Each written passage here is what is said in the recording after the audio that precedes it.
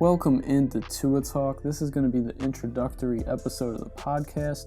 We're going to be going over what we're going to be covering and diving into in future episodes. I got my Dolphins hoodie on. You can't see it, but I'm repping the Fins. And let's get into this. My name is Eli. I'm going to be your host. And this podcast, of course, is going to be covering the Miami Dolphins and Tua Tagovailoa. We're going to be going during the off-season, preseason, regular season, everything. I want to talk about some Dolphins players I love, some Dolphins players I don't, some quarterback rumors, free agency, draft, fantasy, everything. But we're going to really try and focus on the actual team's development and Tua's growth. And whether that's going to be done by surrounding him with more O-linemen, bring in some more talent at receiver and running back, or a combination at both. We're going to talk about all the options. We're going to dive into it, and we're going to talk about what the Dolphins are doing.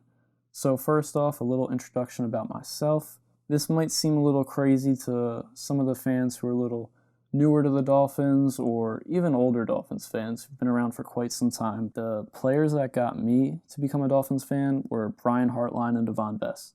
And that'll be something I'll cover more in a later episode, kind of talk about some more experience I've had as a Dolphins fan. But with that in mind, I've been a fan for probably about 10 years or so. The fact I'm making this podcast, you can probably guess that I love the team. I'm passionate about them. I love B-Flow. I love X. And, a few years ago during the whole tank season, I was 100% for getting Tua, whether we had to trade up or not during the draft.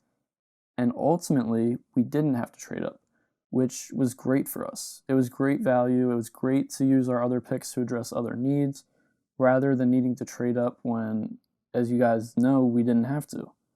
So this year we're in a situation no one could have predicted, with Houston's pick being 3rd overall, which is still crazy to think about when you look at that trade and just understand what we had to give up to get that. It's crazy. Could you imagine if we had to trade that pick last year and moving up to number 2 from Washington to get Tua? But luckily we didn't have to trade up, and we didn't give away that pick.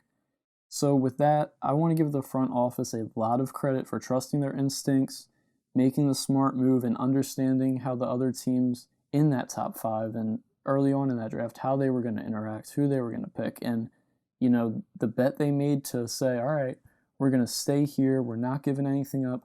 We believed Tua was going to come to us, and he did. So just give them a lot of credit right there for not trading up. Now, fast forward to the end of the season where we are right now.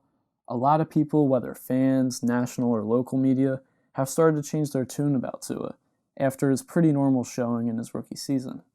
And with that, he had games and moments where you could see the potential, and other moments not so much. You think about the Week 17 game against Buffalo. It was just a rough game all around. Once we got later into the game, we started off pretty good, and then, it kind of fell apart, but that's a whole nother story. And then you have the game against the Cardinals where we won, and, we were going into that as underdogs. The Cardinals coming off their bye week, and, Tua had some great plays he made, some great scrambles, and we ended up winning, like I said.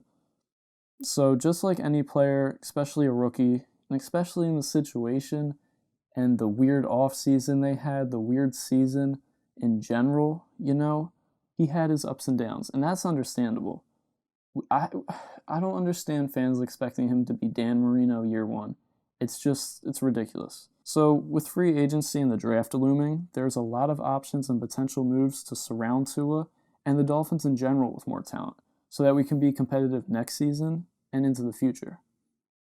And that's what we're going to be covering, in our next couple episodes. That's what we're going to be diving into, because that stuff's happening now, and before we know it, it is going to be the regular season, which I'm incredibly excited about to get to.